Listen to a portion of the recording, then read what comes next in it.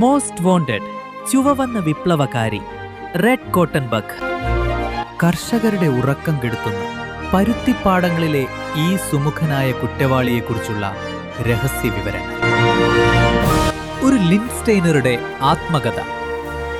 മനോഹരമായൊരു പരുത്തിപ്പാടം. പരുത്തിപ്പാടത്തെ ചുവന്ന വില്ലൻ. അവിടെ വെളുത്ത പഞ്ഞിക്കെട്ടുകൾക്കിടയിൽ കടും ചുവപ്പ് നിറത്തിൽ പുറത്ത് കറുത്ത പുള്ളികളുമായി വിഹരിക്കുന്ന എന്നെ നിങ്ങൾ കണ്ടിട്ടുണ്ടാകും. ഞാൻ റെഡ് കോട്ടൺ ബഗ്. കർഷകരെന്നെ വിളിക്കുന്നത് ലിൻസ്റ്റെയ്നർ എന്നാണ്. എന്റെ ജീവിതം എങ്ങനെയാണെന്നറിയാമോ? മണ്ണിലെ രഹസ്യം. എന്റെ കഥ തുടങ്ങുന്നത് ഒരു പരുത്തിച്ചെടിയുടെ ചുവട്ടിലെ നനവുള്ള മണ്ണിലാണ്. അവിടെ എൻ്റെ അമ്മ 100-ലധികം മഞ്ഞ നിറത്തിലുള്ള ചെറിയ മുട്ടകളിട്ടു. വെളിച്ചത്തിൽ നിന്നൊളിച്ച് 7 ദിവസം ഞാൻ ആ മുട്ടയ്ക്കുള്ളിൽ കഴിഞ്ഞു.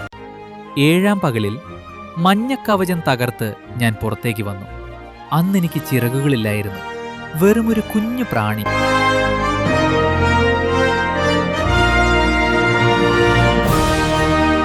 വളർച്ചയുടെ 5 ഘട്ടങ്ങൾ. ഞങ്ങൾ കുഞ്ഞുങ്ങളെ നിംഫുകൾ എന്നാണ് വിളിക്കുക. ജനിച്ചയുടനെ എനിക്ക് നല്ല വിശപ്പായിരുന്നു. ഞാൻ പതുക്കെ പരുത്തി ചെടിയിലേക്ക് ഇഴഞ്ഞു കയറി. 5 തവണയാണ് ഞാൻ എൻ്റെ തൊലി ഉരിഞ്ഞു കളഞ്ഞത്. ഓരോ തവണയും ഞാൻ കൂടുതൽ കരുത്തനായി. എൻ്റെ നിറം ചോര ചുവപ്പായി മാറി. ഏകദേശം 40 ദിവസങ്ങൾ കൊണ്ട് ഞാൻ ചിറകുകളുള്ള ഒരു പൂർണ്ണ പ്രാണിയായി പരിണമിച്ചു. എന്തുകൊണ്ടാണ് ഞാനൊരു വില്ലനായത്? കർഷകർക്ക് എന്നെ കാണുന്നത് തീരെ ഇഷ്ടമല്ല. അതിന് പ്രധാനമായ 3 കാരണങ്ങളാണുള്ളത്. രക്തം കുടിക്കൽ. എന്റെ വായ ഒരു കൂർത്ത കുഴൽ പോലെയാണ്. പച്ചക്കായകളിൽ ഞാനത് കുത്തിയിറക്കി ഉള്ളിലെ നീര് വലിച്ചെടുക്കും. അതോടെ കായകൾ വികസിക്കാതെ നശിച്ചു പോകുന്നു. കറ വീഴ്ത്തൽ. ഞാൻ നീര് കുടിക്കുന്ന മുറിവിലൂടെ ഒരു പ്രത്യേക ബാക്ടീരിയ പരുത്തിക്കുള്ളിൽ കയറും. ഇത് വെളുത്ത പരുത്തിയെ വൃത്തികെട്ട മഞ്ഞ നിറമാക്കും. മഞ്ഞക്കറ പിടിച്ച പരുത്തിക്ക് വിപണിയിൽ ഒരു പൈസ പോലും കിട്ടില്ല. വിത്ത് നശിപ്പിക്കൽ. ഞാൻ വിത്തുകളിലെ എണ്ണമയം കുടിച്ചു തീർക്കുന്നതോടെ അവ ചണ്ടിയായി മാറും. ആ വിത്തുകൾ പിന്നീട് മുളക്കില്ല. ഒരു വിചിത്രമായ പ്രണയകാലം. പൂർണ്ണ വളർച്ചയെത്തിയാൽ പിന്നെ ഞങ്ങളുടെ പ്രണയകാലമാണ്. ഞങ്ങളുടെ ഇണചേരൽ രീതി കുറച്ച് വിചിത്രമാണ്.